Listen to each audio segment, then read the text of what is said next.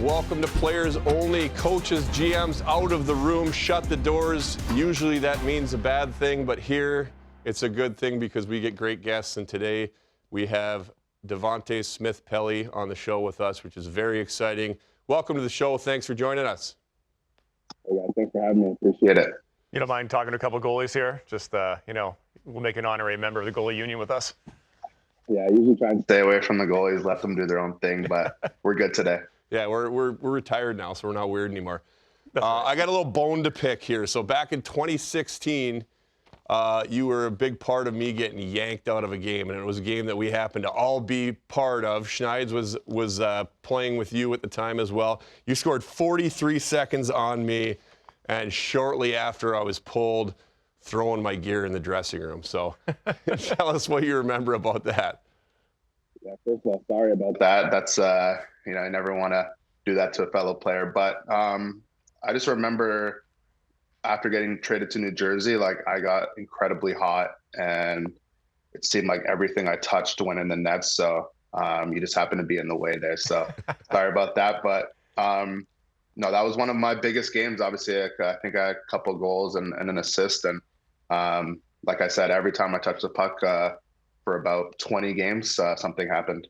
I remember that. We got you from Montreal that year, and to end the season, you were on fire. Like, you were just all over the place. That was awesome to watch. Speaking of past teams, you were obviously a second rounder by the Anaheim Ducks, made the team as a teenager. So what was that like for you coming into the league as a 19-year-old? And then I want to touch a little bit more on playing with a guy like Teemu Selanne. I know there are a couple veteran guys there, a couple legends, but specifically Teemu, what was it like to play with a guy like that? Yeah, playing as a teenager, man, honestly, it was hard. It was really hard. I was like obviously the youngest guy on the team. The older guys that helped me out, I went over for dinners and stuff like that, but a lot of times they have their own things going on, family and stuff like that. So I spent a lot of time on my own, hanging out. I should have picked up golf. I didn't pick up golf or anything like that. So I was just kind of hanging around. But getting a chance to play with like you said, Teemu, Getzlaf, Perry, these guys are legends. Teemu was a great guy. He was great to me. We played on a line together for a little bit. Maybe not that 19-year-old year, but the year after. And he was always great, always positive, and he loved the game. Like, you had to drag him off the ice or else he'd still be playing right now. So, I mean, obviously you don't want to talk about something not positive, but you obviously, that year you got loaned to World Juniors, which was probably something super exciting for you because, I got to play World Juniors, and it's a dream for all of us. But unfortunately, you ended up breaking your foot, which, you make the team as a teenager, and then you go to a dream, you break your foot. What was that like for you? How did you get through it and get back to where you were able to have a great career? Yeah, honestly, that was extremely tough. Something I've been dreaming about my whole life, and didn't think I would get a chance to actually do it because I was playing in Anaheim. And but looking back, honestly, that was my own fault. I wore shot blockers for years. I went to Team Canada. I was on the power play. I was being relied on to put up points. So I thought, I don't need these shot blockers anymore. And then look what happened. So obviously it sucked. But it was all my fault, really, looking back, and it was just a dumb thing for me to do. Back in juniors, these guys don't shoot the puck hard. I'm good.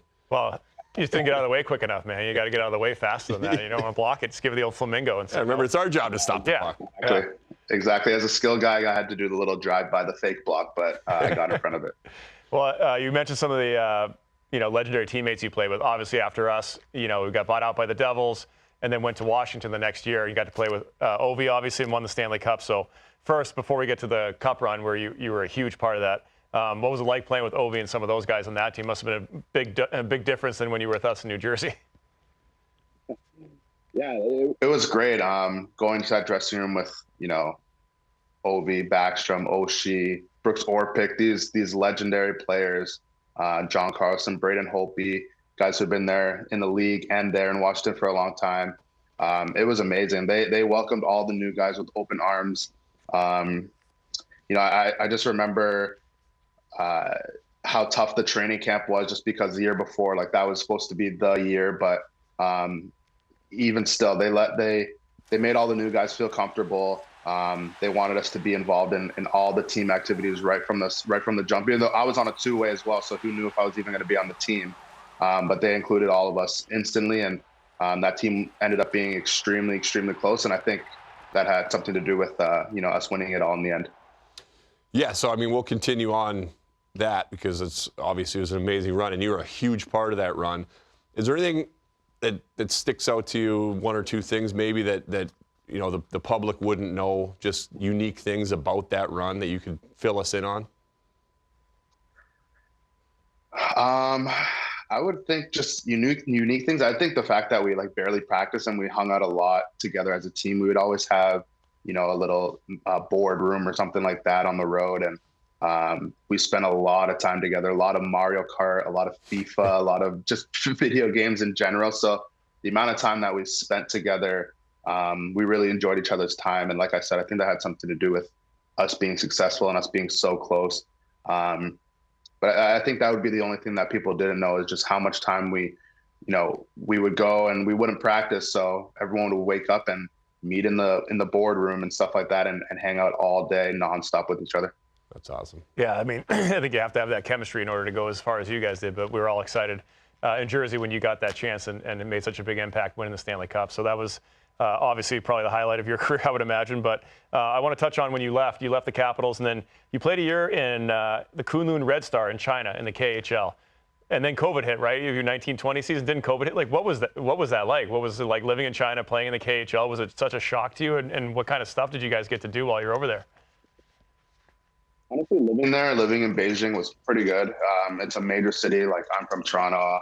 I spent a lot of my time downtown, big city guy. So that wasn't too much of a change. Obviously, the language barrier, stuff like that, but that goes without saying. But I just remember when COVID hit, it was like, all right, we were already going on the road anyway.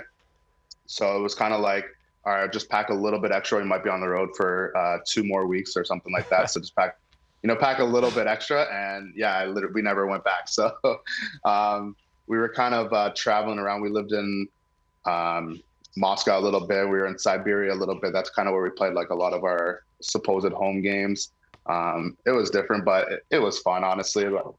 At the time, not knowing how serious the virus was, it kind of, obviously looking back, it was wild to be that close. But at the time, we're not really thinking about it. We thought maybe, yeah, exactly, we'll be back in a couple of weeks. But overall, it was good. The travel before moving into actual Russia was insanity, but we got through it. We had a good team, a lot of North Americans, so there was no language barrier. We all hung out. We all had a good time. So overall, I would consider that experience a positive one. So how'd you get home after? Like when were they like, hey, you got to go? And then how did you get home? Because everything happened fast. And like you said, nobody knew how serious it was. And then all of a sudden it was like, bang. So when did you get home? How'd you get home? Yeah, so the season ended. We were in Russia. We just never went back to China. So at that time, stuff wasn't closed down. So we went through, the Moscow airport, no mask. We went through JFK, no mask. And I think I got home in about 2 days later. That was when all the shutdowns happened. So we got back just in time. And I finally got my clothes back from China maybe 18 months later. Dude, that's wild. Like, that's why I was kind of curious about how that all went down for you, being like kind of in the epicenter of it. So one more quick little question for you before we get to what were you thinking. Check me if I'm wrong, but I seem to recall when we played in Jersey, you were not a big fan of drinking water. Does that still hold true? Do you still like not drink a ton of water? Or have you kind of changed things now that you're done playing? No, I've definitely changed things for sure. I'm not sweating it out as much as I was before. So a lot more these days. Yeah, same here. I got my Stanley thing with me now. I got to remember to drink water all the time because when you're in the locker room, you just grab bottles. You're just pounding drinks all day. So. Constantly. All right, I just wanted to touch on that because I remember that was kind of funny. All right, we're gonna get into the what were you thinking section here. So we're gonna show you some pictures and just ask you that. What were you thinking? So here we go. First thing here, what were you doing in this picture? I was thinking how crazy am I looking right now? After you get drafted, obviously you do all the photos, the regular ones, and then they ask you to do some silly ones. So they were definitely probably telling me to smile there, but I wasn't having any of it. And there's a little bit of a smile, obviously a little happier moment, just meeting all the guys after being drafted. But that first one, wow, that is That is a crazy photo. I haven't seen that in a long time, and kind of shut that out of my brain, to be honest. I like the coming through the curtain Yeah, look. That was pretty, that our was pretty people bad. here at NHL Network are really good at digging stuff up. All right, next one here, I think wow. is a video, this one, I believe, think instead so. of just a picture.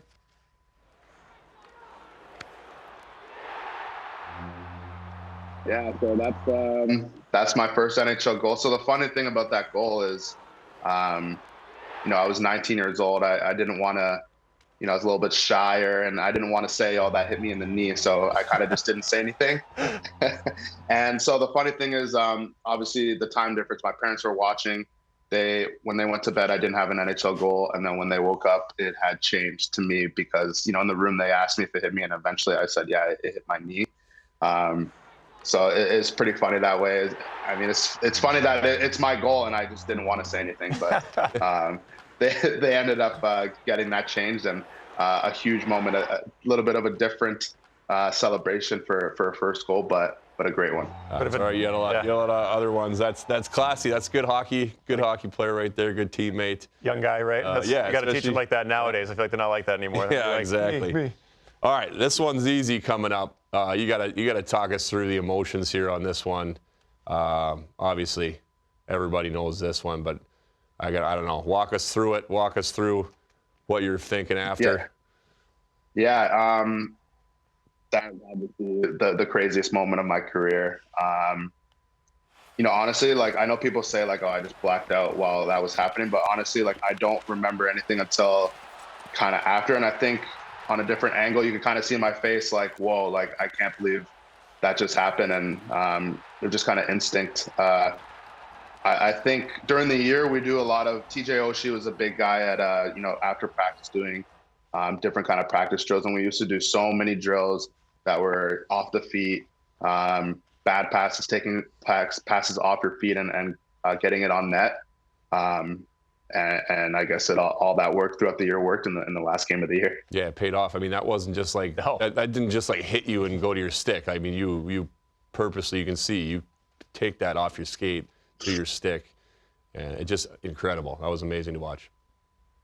Yeah, that was easily, obviously, the best goal, the nicest and most important goal of my career. So I've watched that video 10,000 times. It's crazy. As you should. And keep watching it. Well, as a result of that goal, we want to take a look at this next picture here, something I think we all wish we could do, but you've had the opportunity to. Let's take a look here. Yeah, that's you know, that's the dream right there. Again, I think on the video, like, all that stuff, it was just so crazy. You know, here, I think crying a little bit there, but when I finally got to lift it, it was like, I was just taking it all in. You know, I wasn't really yelling or anything like that. I was just looking around and just trying to take it all in, and a crazy feeling. All that work all throughout the years, all the ups and downs, it was worth it for that. So what was I thinking at that point? I'm just thinking, wow, I can't believe this is actually happening right now.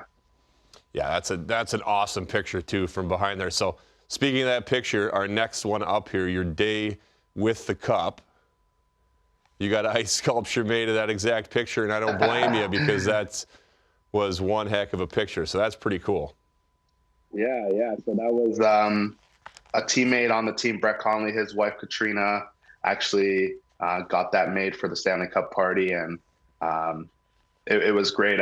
We had a couple drinks out of the little luge thing there, so obviously I couldn't keep it; it melted down or stuff like that. But just having that at the front and you know, having fun with all my friends and having a couple of drinks out of ice sculpture of me it was pretty cool.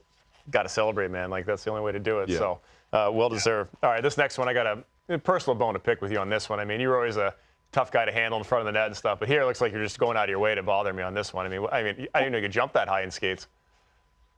Yeah, that's I don't even know if I'm trying to screen you or I'm trying not to get hit. I'm not sure. So I got up pretty high there. That's impressive. I don't know if I could do that now with skates on. Definitely not. But yeah, I mean, got to get in front of a good goalie's eyes. So it's just me trying to do my job, you know. I appreciate that plug.